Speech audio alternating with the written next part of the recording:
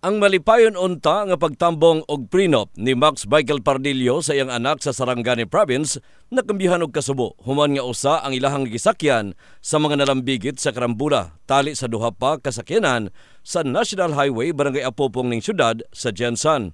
Guba sa likod nga bahin ang naangkon sa ilang unit. Litlag buto. Nya mo nang pagtan-aw kay kini nakita na ko sa side mirror kining pick up hinay pud siya. Pero ang nakakuan gyud cause gyud sa disgrasya ang katong Toyota Rush sa likod.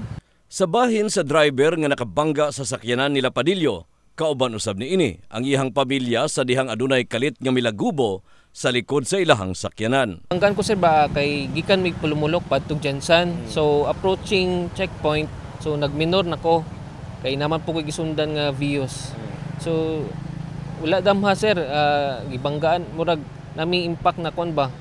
Ni sagit o galit na banggaan sa likod.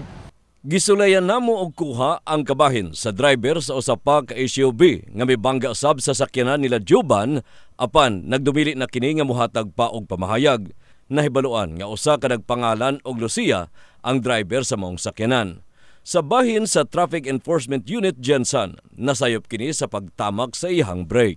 So sa mga driver po natin dapat pag nagmaniho po tayo sa ng ating mga sasakyan, isa lang alam po natin yung personal safety po natin kasi naghahanap buhay tayo, nagsisikap tayo para sa pamilya natin. Pag na-involve tayo sa disgrasya, instead na asset tayo ng pamilya, makatulong tayo sa pamilya, magiging liability na po tayo. In the heart of changing lives, kini si Brigada Danny Case sa Brigada News Jensan, Brigada News.